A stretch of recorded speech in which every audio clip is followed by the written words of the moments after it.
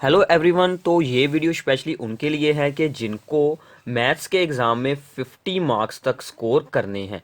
तो आज है हमारे पास 15 मार्च, तो आपका पेपर है इसमें 18 मार्च को। तो आपके पास 15, 16 एंड 17 का डे है। तो 3 दिन में आपको कैसे प्रिपरेशन करनी है, क्या क्या इसमें रीड करना है कि आपके 50 तक मार्क्स स्कोर हो जाएं। तो इस वीडियो को ध्यान से एक बार देख लीजिए, अच्छे से इसको सुन लीजिए, तो आपको इसमें बहुत ज़्यादा हेल्प हो जाएगी। तो सबसे पहले बारी आती है मैट्रिसेस डिटर्मिनेंट की। तो ज़्यादातर स्टूडेंट्स को ये दोनों चैप्टर्स तो इजीली आते होंगे, क्योंकि आपने एक साल में इतना तो ज़रूर किया ही होगा। अगर आपको मैट्रिसेस डिटर्मिनेंट आते हैं तो मैट्रिक्स मेथड होता है जो जिसके साथ हम इक्वेशंस को सोल्व करते हैं, वो 6 नंबर में आता है। तो ये 6 नंबर आपके पक्के हो जाएंगे। तो इनमें ध्यान रखिएगा, एक दो क्वेश्चंस को ज़रूर एक बार प्रैक्टिस कर लें, कोई भी मिस्टेक आपकी इसमें ना हो, ताकि आपके ये 6 मार्क्स इसमें से कन्फर्म हो जाएं। इसके बाद इसमें से जो 4 मार्क्स का आएगा वो जा तो आ जाएगा प्रॉपर्टीज ऑफ डिटर्मिनेंट पर, और या फिर ऐसा कुछ आ जाएगा कि आपको कोई इक्वेशन दी होगी, उसको सोल्व कर कर आपको जीरो प्रूफ करना होगा। तो इसमें तो आपको सिर्फ मल्टीप्लाइकेशन ही सोल्व करनी है मैट्रिक्स की। तो इसमें आपको ध्यान रखना है कि जो प्रॉपर्टीज़ वाले सम होते हैं वो थोड़े से डिफ़िकल्ट होते हैं। तो अगर तो आपकी सोल्व की हुई स्टेटमेंट ही रिपीट हो जाती है तो फिर इजी है, अगर कुछ और आती है तो फिर वो डिफ़िकल्ट हो सकता है। बट अब इस साल क्या हुआ है कि चॉइस को इंक्रीज़ किया गया है, तो यहाँ पर चॉइस आपको मिल सकती है इन दोनों में से। तो अगर आपको प्रॉपर्टीज़ वाले सम ना भी अंडरस्टैंड हो तो आप उनको छोड़ भी सकते हैं। तो बाकी पूरा मैट्रिक्स डिटर्मिनेंट अगर आपका कंप्लीट है तो आप इसमें से ही 13 मार्क्स स्कोर कर सकते हैं। अदरवाइज़ आप इसमें से अप्रोक्सीमेटली 10 नंबर तो मानकर चल सकते हैं। इसके बाद आता है हमारे पास एलपीपी, जो हमारा एनसीईआरटी में आखिरी चैप्टर है। उसमें से आपको एक 6 नंबर का हर बार आता है यह क्वेश्चन, जो कि सबसे ही सिंपल होता है। इसमें आपको इक्वेशंस दी जाती हैं, आपको उनका ग्राफ ड्रॉ करना होता है, फिर उसके अंदर का फिजिबल रीजन चूज़ करना होता है। तो बहुत ही सिंपल है, आप एनसीईआरटी के एग्जाम्पल्स को जस्ट रीड कर लें, बट साथ में एक या दो प्रॉब्लम्स के ग्राफ जरूर बनाकर देखें। इसमें क्या होता है कि बच्चों को ओवर कॉन्फिडेंट हो जाता है कि ये तो बिल्कुल सिंपल है, हो जाएगा, बट वहाँ पर जाकर आपकी ग्राफ में ही मिस्टेक हो जाती है। तो जो आपके जो इसमें इजी भी हैं उनको भी ज़रूर एक बार प्रैक्टिस आपको ज़रूर कर लेनी है।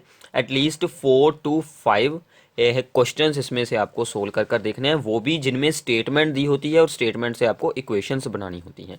तो ये दोनों की आपको प्रैक्टिस जरूर यहाँ से कर लेनी है।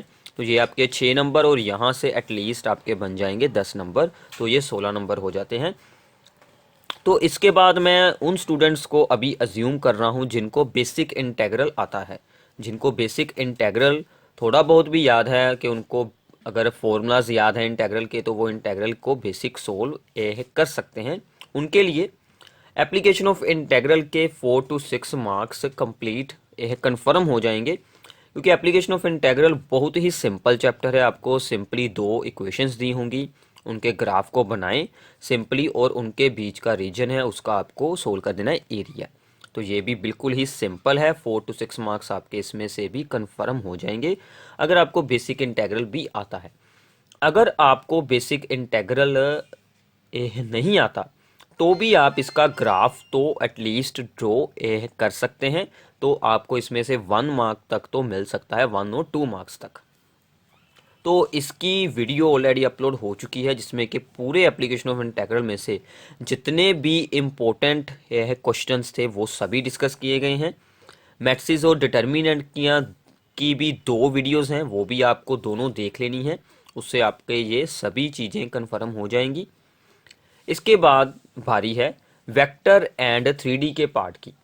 तो अब देखिए कि आपको पेपर में से तो पास होना ही है और कोई आपके पास ऑप्शन भी नहीं है। तो अगर आप ये वेक्टर एंड 3D पर अपना जोर लगा लेते हैं तो आपके 17 मार्क्स डायरेक्ट हैं। ये मुश्किल नहीं है। इसमें बेसिकली क्या होता है कि फार्मूलास बहुत हो जाते हैं, तो वो सभी आपको याद रखने पड़ते हैं, तो उनको याद रखना ही मुश्किल है। तो अब सिर्फ आपके पास यही ऑप्शन है कि इनके सभी फार्मूलास को याद करें और उनको अच्छे से रट लें। मैंने आपके लिए इसके लिए अलग अलग वीडियोस बनाई हैं 3। एक वीडियो में सभी फार्मूलास हैं, दूसरी वीडियो में ये चैप्टर है और थर्ड वीडियो में ये चैप्टर है। तो ये अगर आप सभी वीडियोस को देख लेते हैं, उनको राइट डाउन करें और उनकी स्टेटमेंट्स में मैंने यह 3D में से आपको दिए हैं 15 यह क्वेश्चंस, और वेक्टर में से भी 8-9 हैं, टोटल 10 क्वेश्चंस हैं।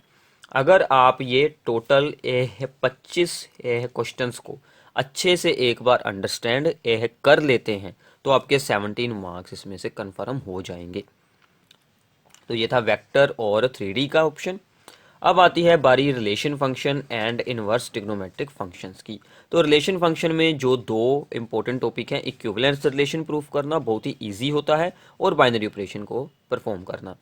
तो इसमें से देखिए, आपको ऐसे करना है कि जो पिछले कुछ सालों में आए हुए हैं सम, या फिर जो आपको एनसीईआरटी में इक्विवेलेंस रिलेशन प्रूफ करने के और बाइनरी ऑपरेशन में से आइडेंटिटी एलिमेंट इनवर्स सोल्व करने के सम है, उनको आपको अच्छे से रट लेना है।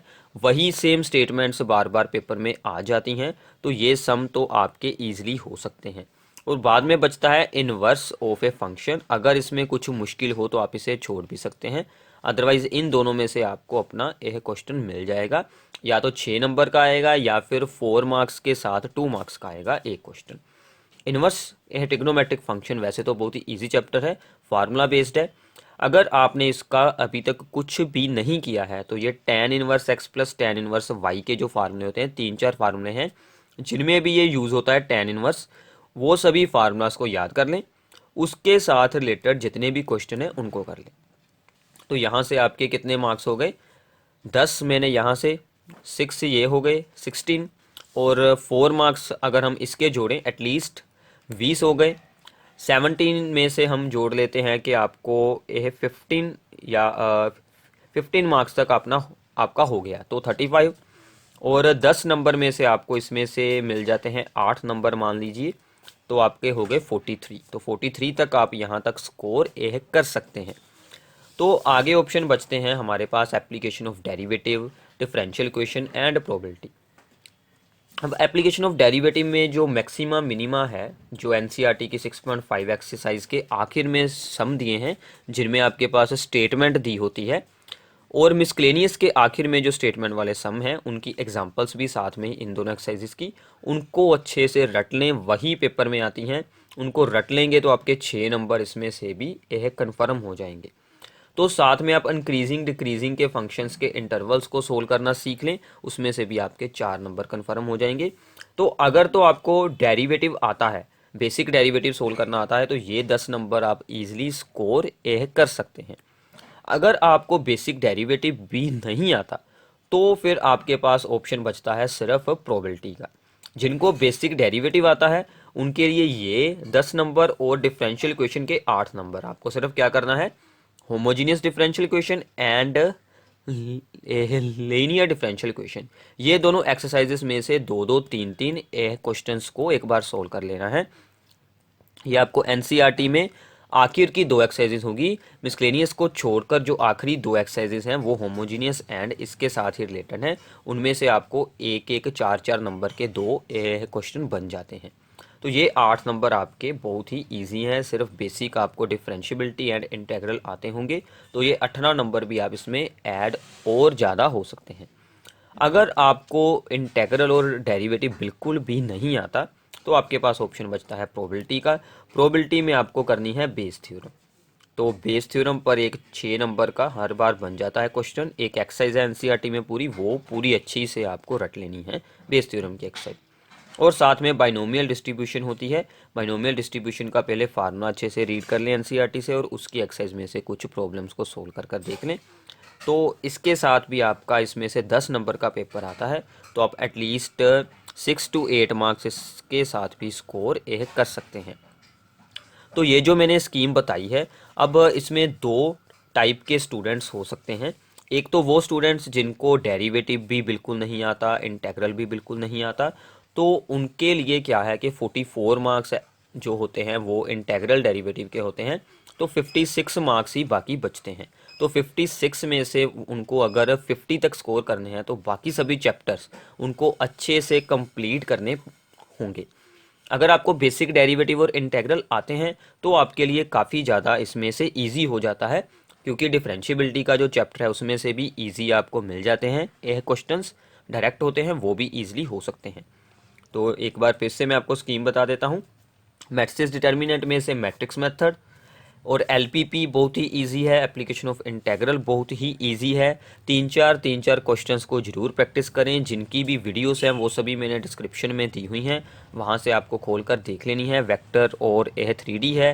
रिलेशन फंक्शन की वीडियो भी जल्द ही अपलोड हो जाएगी। इन्वर्स ट्रिग्नोमेट्रिक फंक्शन पर इस फॉर्मूला के साथ जो फार्मूलाज हैं, ऐसे ही और फार्मूलाज हैं 3-4, उनके साथ रिलेटेड आपको सभी प्रॉब्लम्स को सोल्व कर लेना है। और एप्लीकेशन ऑफ डेरिवेटिव में आखिरी की 2 एक्सरसाइजेस को कर लें, और इंक्रीजिंग डिक्रीजिंग वाले अगर आपसे हो पाए तो ज़रूर करें, अदरवाइज़ ये तो ज़रूर है, इनको बिल्कुल नहीं छोड़ना। डिफरेंशियल इक्वेशन में भी आखिरी 2 एक्सरसाइज हैं, homogeneous and linear equation and probability में बेस थ्योरम के सभी सम्स को रट लें अच्छे से। और बाइनोमियल डिस्ट्रीब्यूशन है उसके बाद, ऑप्शनल है।